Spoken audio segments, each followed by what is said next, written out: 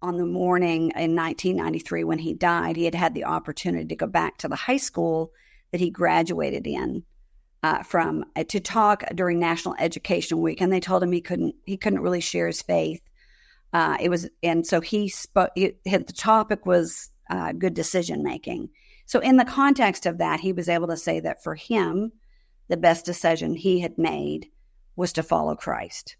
And then he came home from that, put on a wetsuit, and went down into the lake to repair the dam on the property, which the mechanism that raised and lowered that gate on the dam was broken.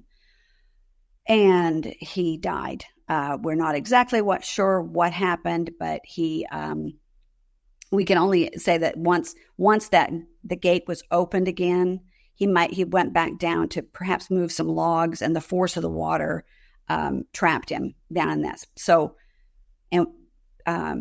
rescue vehicles couldn't get to us in time. And I think he was knocked unconscious, so he wasn't holding the breathing apparatus in his mouth. So life changed so quickly. And the boys at that time were 6 and 8 years old. And I look back on that, and it's almost like I'm viewing it from a drone. It's like I can see myself sitting on the dock because they wouldn't let me be over where he was. And just thinking, this can't be happening. And at any point, he's going to pop up and think, you guys, I can't believe you called the rescue squad. I mean, we just knew that it wasn't real. I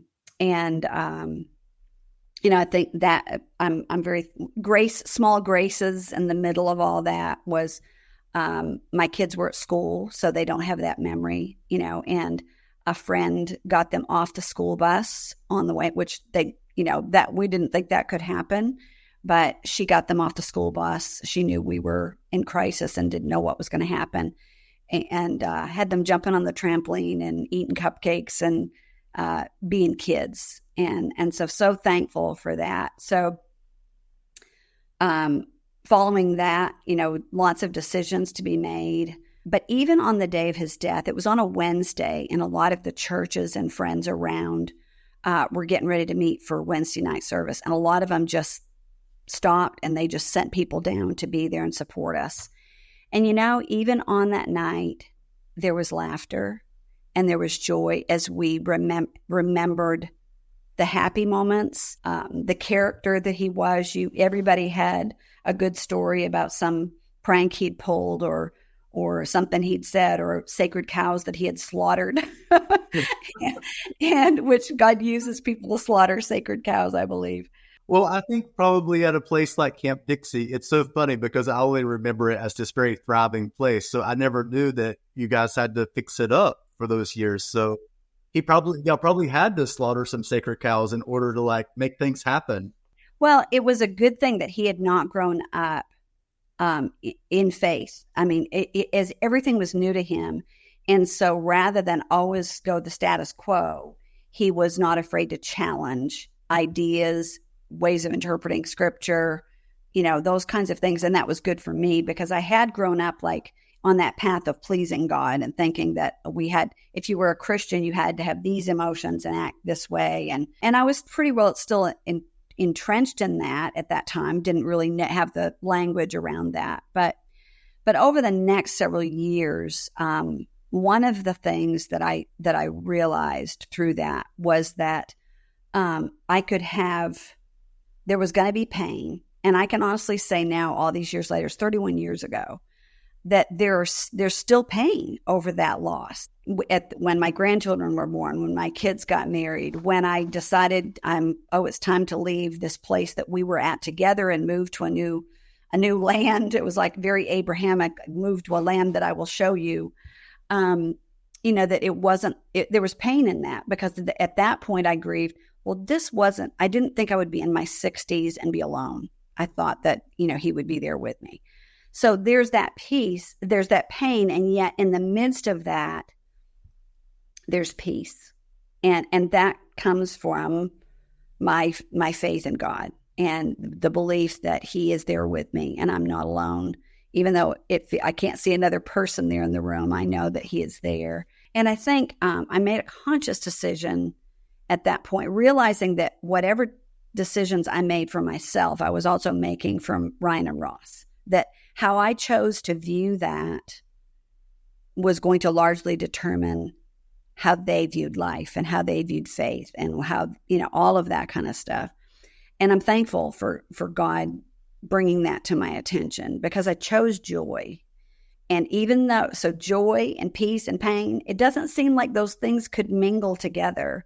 And yet they can. And we don't have to wait for the pain to end to begin life again. Because if we wait for the pain to end, we will never begin life again.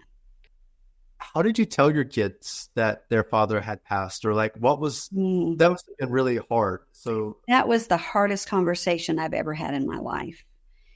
And I don't remember the exact words that I used. I remember on the way home from the hospital, just having this horrible sense of dread at knowing that I was going to have to tell them that Dad wasn't there anymore. And so I don't really have a clear memory of what I said, but that was a painful conversation. Yeah. And there were moments, it was interesting, just different moments, questions that they would ask because they were processing a lot too. One of the most precious ones was as we were leaving the graveside and heading back to camp, one of the boys said, "What are we going to do with Dad's clothes?" And I said,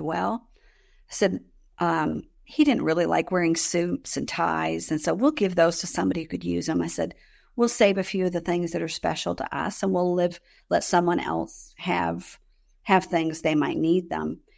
And he looked at me and he said, "But Mom, when Jesus returns, Dad's going to need his clothes."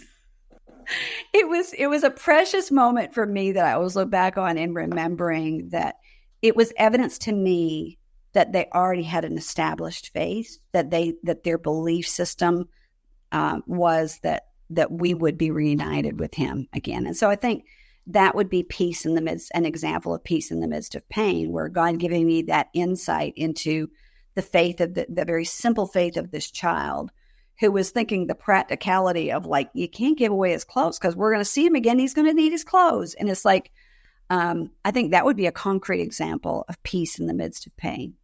And do you have any tips and tricks for anyone who might be listening, who might have to, go through that, God forbid, go through that situation one day, or might be now, like any lessons learned that you could share with anyone who, or maybe the listener might not be going through, but maybe they end up knowing someone who has to have that kind of conversation one day? Just being open about your own emotions. I think kids need to know that there are times that we get upset and that we feel the loss. And I think one of the biggest things when I look back is trying to determine, are they misbehaving because they are grieving? Or are they misbehaving because they're a little kid and they need me to be the adult and respond in a mature way? Or do I need to just show them, do I need to give them a pass and just love them and let them wrestle this out? I think that was a hard place of trying to consider what was the response, because there was times when they just needed discipline. They needed Mom to intervene. Either way, they needed Mom to intervene. But did I intervene with putting some boundaries out because they were doing something they shouldn't have been doing? Or were they doing that because they were just angry and frustrated but over the loss of their dad? So, and I think realizing people don't mean to, but they say things. Sometimes people say some kind of stupid things to you, and they say stupid things to your kids, like, "Now you've got to be the man now." No, your kids, if they're going through that, they need to remain a child, and they don't need that added weight on their shoulders of feeling like they've got to be the man of the house now that Dad's gone. Realizing that you can only be a mom and respond from that position, or if you're a single dad, realizing you can only be a dad. And again, it was a huge, and continues to be a huge exercise in trusting that God will be who he said he would be. And I have found him to be faithful in that.